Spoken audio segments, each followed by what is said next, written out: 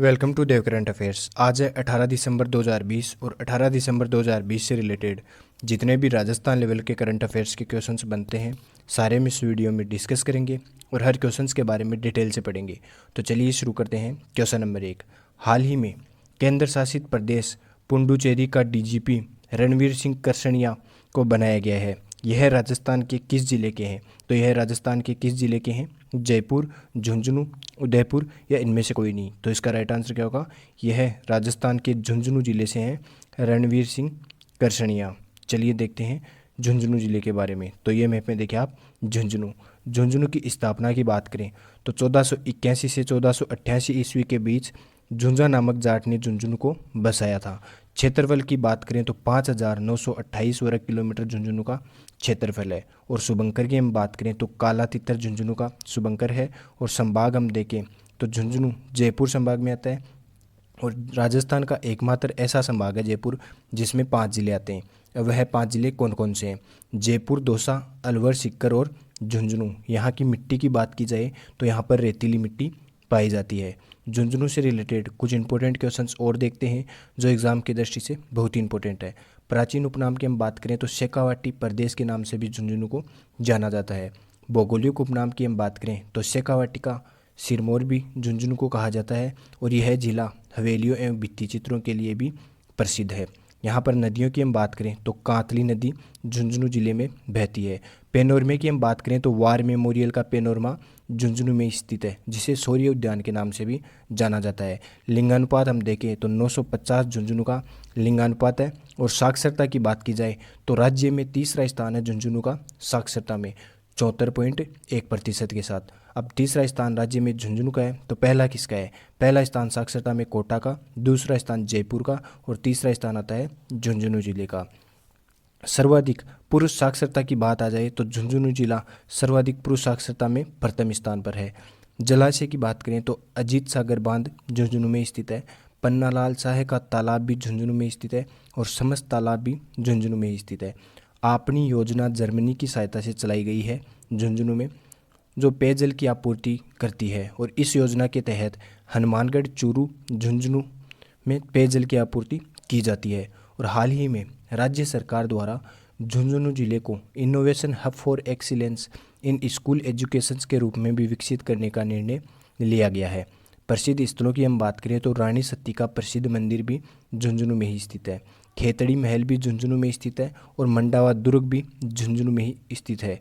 चिड़ावा की हवेलियाँ भी झुंझुनू की ही प्रसिद्ध है। और राजस्थान का हाल ही में राजस्थान का सतत विकास सूचकांक में झुंझुनू जिला शीर्ष स्थान पर रहा है। तो इतने इंपॉर्टेंट क्वेश्चंस हैं झुंझुनू से रिलेटेड। चलिए देखते हैं नेक्स्ट क्वेश्चन।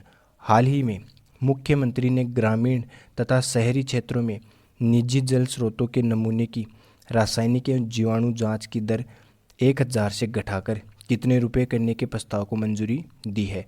तो कितने रुपए करने के प्रस्ताव को मंजूरी दी है? 500 रुपये, 600 रुपये, 700 रुपये या इनमें से कोई नहीं। तो इसका राइट आंसर क्या होगा? 600 रुपये करने के प्रस्ताव की मंजूरी दी है। मुख्यमंत्री गहलोत ने ग्रामीण तथा शहरी क्षेत्रों में निजी जल स्रोतों के नमूनों की रासायनिक व जीवाणु जांच की दर 1000 रुपये से घटाकर 600 रुपये किए जाने के प्रस्ताव की मंजूरी दी है। चलिए देखते हैं नेक्स्ट क्वेश्चन। हाल ही में पीएम आवासन योजना ग्रामीण में राजस्थान का कौन सा जिला देश में प्रथम स्थान पर रहा है? तो कौन सा जिला प्रथम स्थान पर रहा है? राजसमंद, झुंझुनू, जयपुर या इनमें से कोई नहीं। तो इसका राइट आंसर क्या होगा? राजसमंद जिला पीएम आवासन योजना ग्रामीण में राजस्थान का देश में प्रथम स्थान पर राजसमंद जिला रहा है। राजस्थान के राजसमंद जिले को प्रधानमंत्री आवास ग्रामीण योजना में श्रेष्ठ प्रदर्शन करने पर देश में पहला स्थान मिला है। राजसमंद जिले में पिछले 3 सालों में 10,289 आवासों के लक्ष्य के मुकाबले 10,089 आवासों का निर्माण किया गया है। तो इसमें अभी हाल ही में 10,079 आवासों का निर्माण हाल ही में किया गया है। इस योजना के तहत राजसमंद जिले में 98.7% लक्ष्य हासिल किया गया है। और राजस्थान के 14 जिलों ने टॉप 100 में जगह बनाई है। पीएम आवास योजना की स्थापना की बात करें तो 25 जून 2015 को इस योजना की शुरुआत हुई थी। स्टडी से, और इस योजना का उद्देश्य है 2022 तक सभी को आवास उपलब्ध करवाना। चलिए देखते हैं राजसमंद के बारे में। तो ये मैप में देखिए आप, राजसमंद जिला।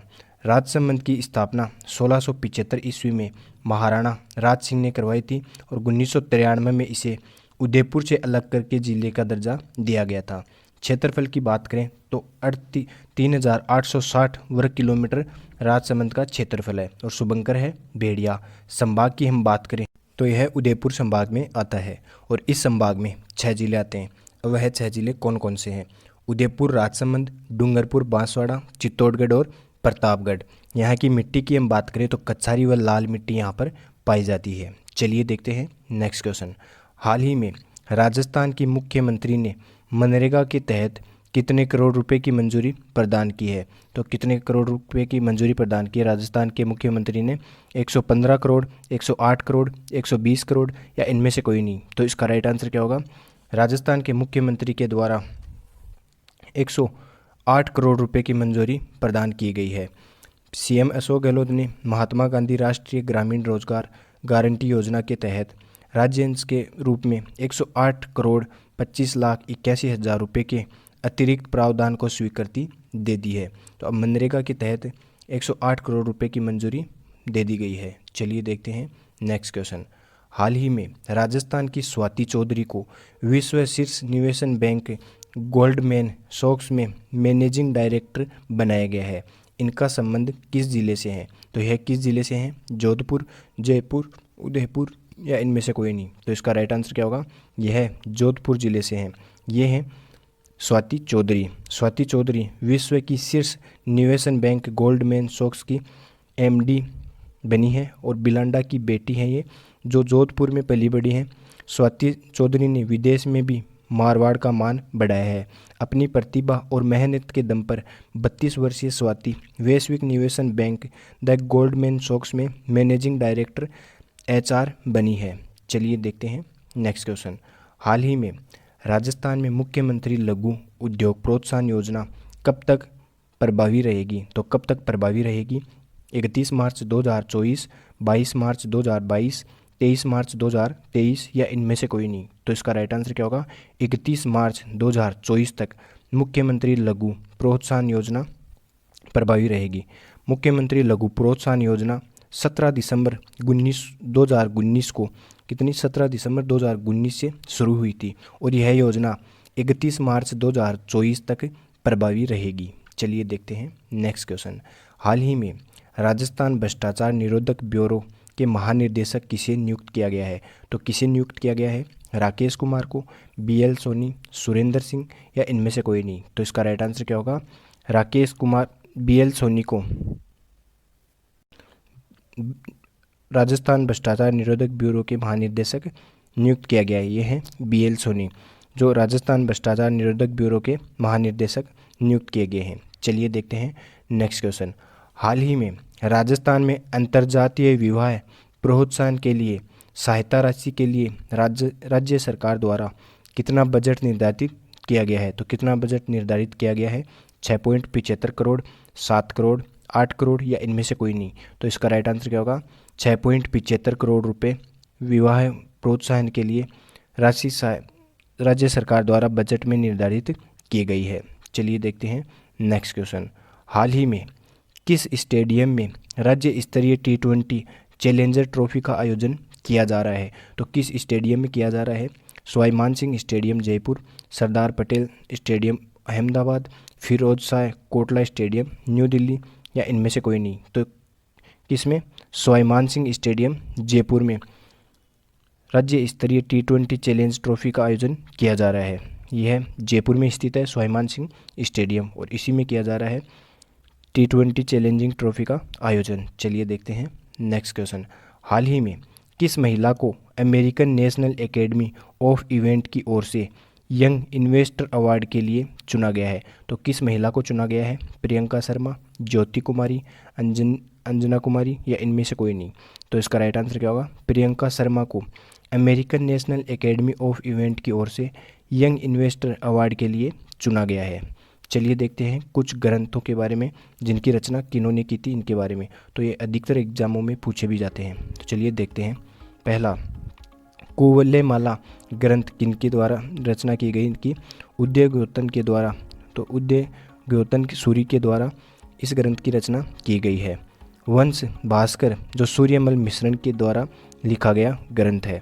वीर सतसई यह भी सूर्यमल मिश्रण के द्वारा लिखा गया ग्रंथ है। वीर विनोद जो कविराज श्यामल दास के द्वारा लिखा गया ग्रंथ है।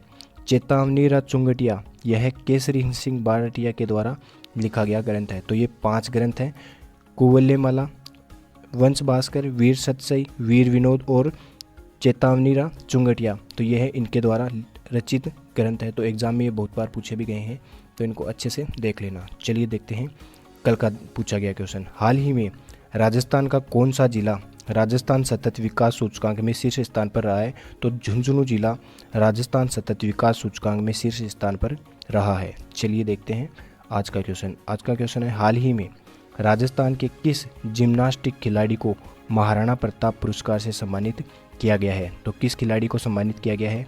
अभिलेख पारासर, योगेंद्र सिंह, अजय कुमार या इनमें से कोई नहीं? तो इसका राइट आंसर आप कमेंट बॉक्स में देना।